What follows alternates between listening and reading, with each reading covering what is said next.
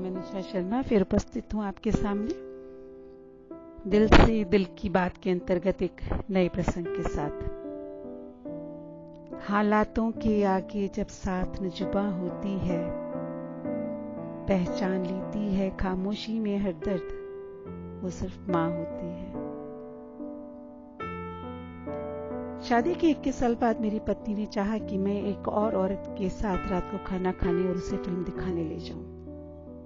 उसने कहा, मैं तुमसे बहुत प्यार करती हूँ, लेकिन मुझे पता है कि वो औरत भी आपको बहुत प्यार करती है और आपके साथ कुछ समय बिताना उसे बहुत अच्छा लगेगा।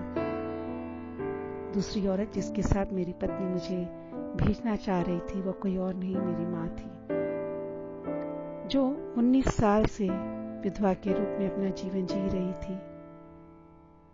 मेरे काम और मेरे बच्चों की मांगे ही उसके जीवन का एकमात्र ध्येय या लक्ष्य बनकर रह गया था, लेकिन उसके चेहरे पर मैंने कभी एक सेकंड तक भी नहीं देखी थी। मैं उनके पास गया और अगले दिन रात के समय उन्हें फिल्म दिखाने और खाना खिलाने के लिए जाने का मैंने उनको आग्रह किया। उसने मुस्कुराते हुए पूछा, सब कुछ ठीक तो है, कुछ गड़बड़ तो नहीं? मैंने मुस्कुराते हुए कहा, नहीं माँ, मुझे तुम्हारे साथ कुछ समय बिताना अच्छा लगेगा। माँ ने मुस्कुराते हुए कहा, मैं भी तुम्हारे साथ जाना चाहूंगी। दूसरे दिन दिए गए समय पर जब मैं माँ के कमरे पर पहुंचा तो थोड़ा सा घबरा रहा था। जैसे ही मैंने उनके कमरे में कदम रखा तो मैंने देखा कि वो बहुत सलीके से तैयार होकर बैठी हुई थी। उनके हाथ में उनकी शॉल थी और उन्होंने वह पोशाक पहन रखी थी जो अपनी आखिरी शादी की सालगिरह पर उन्होंने पहनी थी। गाड़ी में बैठकर उन्होंने मुझसे कहा, जब मैंने अपने दोस्तों से कहा कि मैं अपने बेटे के साथ बाहर जा रही हूँ तो वे बहुत प्रभावित हुई और बहुत आश्चर्यचकित भी। वह ऐसे मुस्कुरा रही थी जैसे कोई परी मुस्कुरा रही हो। हम रेस्तरां में गए।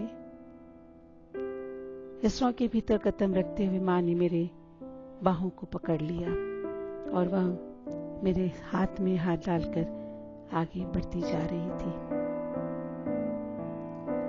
जब हम लोग रेस्तरां में जाकर के बैठे तो मेन्यू मेरे हाथ में आया और मैंने उसे उठाकर पढ़ना शुरू किया, क्योंकि मैं जानता था कि माँ अब छोटे अक्षर नहीं पढ़ पाती। मैंने माँ से कहा कि जब मैं छोटा था, जब हम रेस्टोरेंट में आते थे तो यह काम आप किया करते थे, लेकिन आज मुझे यह काम करने दो। समय के साथ काफी कुछ बदल गया था। उस भोजन के दौरान हमने बीते समय की वह सारी बातें की जो हमारे बीच एक हल्की हल्की यादों के रूप में चल रही थी। हम दोनों के बीच घटी अनेक घटनाएं, बातें याद करते करते हम दोनों ही भावुक भी हो गए और हम दोनों बहुत ही मुस्कुरा दिए। जब मैं घर वापस पहुंचा तो माँ ने कहा कि मैं फिर एक बार तुम्हारे साथ इसी तरह घूमने जाना चाहूंगी, लेकिन तुम मुझे आमंत्रित करोगे तो। कमरे में पहुंचने पर पत्नी ने पूछा, कैसा रहा तुम्हारा रात का खाना? मैंने कहा, बहुत खूब, मेरी कल्पना से भी कहीं बहुत ज्यादा अच्छा। कुछ दिनों बाद दिल का दौरा पड़ने के कारण माँ की मृत्यु हो गई। ऐसा अचानक ही हो गया।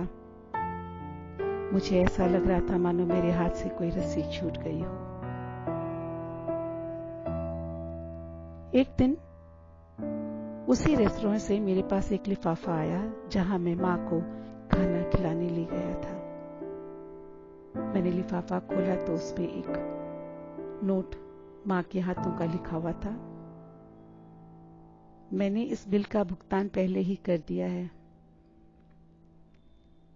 और मैं चाहती हूँ कि इस बार तुम अपनी पत्नी यानी कि मेरी बहू को लेकर उसी रेस्टोरेंट में जाकर उसी जगह पर बैठकर खाना खाकर आओ। बेटा, मैं तुमसे बहुत प्यार करती हूँ। उसी समय मेरे मुंह से भी निकल पड़ा कि माँ, मैं भी तुमसे बहुत प्यार करता हूँ। काश ये शब्द मैंने माँ के सामने कहे होते।